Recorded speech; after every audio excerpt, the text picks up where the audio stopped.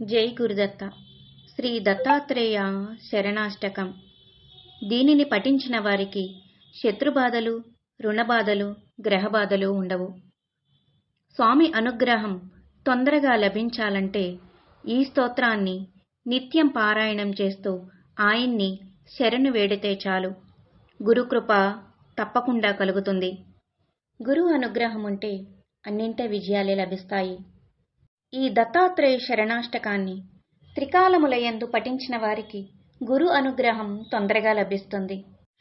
దత్తాత్రేయ తవ శరణం, దత్తనాథా తవ శరణం, త్రిగుణాత్మక త్రిగుణాతీత త్రిభువన పాలక తవ శరణం, శాశ్వతమూర్తే తవ శరణం, శ్యామసుందరా తవ శరణం, శేషాభరణ శేషభూషణ శేషసాయి గురు తవ శరణం, షడ్భుజమూర్తే తవ శరణం, షడ్భుజయతివర తవ శరణం, దండకమండల పద్మాకర శంఖచక్రధర తవ శరణం, కరుణానిధే తవ శరణం, కరుణాసాగర తవ శరణం, శ్రీపాద శ్రీవల్లభ గురువర నరసింహ సరస్వతీం తవ శరణం, శ్రీ గురునాథ తవ శరణం, సద్గురునాథ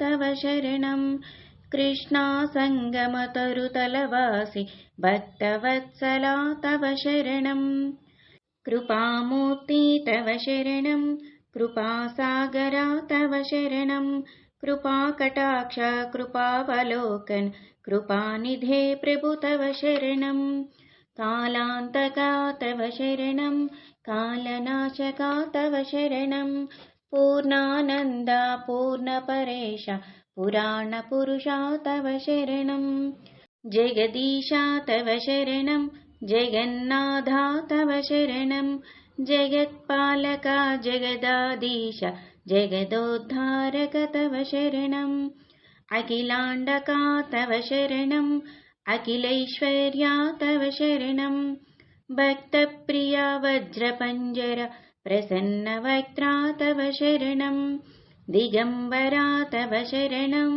దీనదయాఘన తవ శరణం, దీననాథా దీనదయాళు దీనోద్ధారా తవ శరణం, తపోమూర్తే తవ శరణం, తేజోరాశి తవ శరణం, బ్రహ్మానంద బ్రహ్మ సనాతన్ బ్రహ్మమోహనా తవ శరణం, విశ్వాత్మకా తవ శరణం, విశ్వరక్షకా తవ శరణం, విశ్వంభరా విశ్వజీవన విశ్వపరాత్పర తవ శరణం, విఘ్నాంతకా తవ శరణం, విఘ్నవాశకా తవ శరణం, ప్రభావాతీత ప్రేమవర్ధన ప్రకాశమూర్తే తవ శరణం, నిజానంద తవ శరణం, నిజపదదాయక తవ శరణం, నిత్య నిరంజన నిరాకార నిరాధారా తవ శరణం,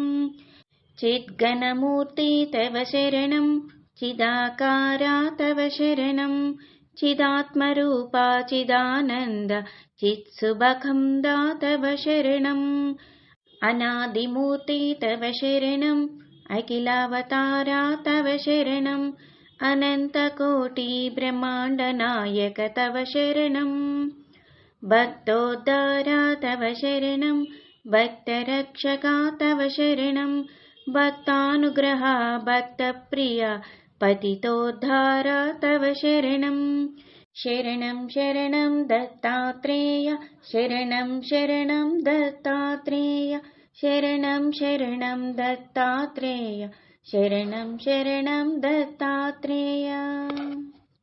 నా వీడియో కనుక మీకు నచ్చినట్లయితే లైక్ చేయండి, షేర్ చేయండి, సబ్స్క్రైబ్ చేయండి.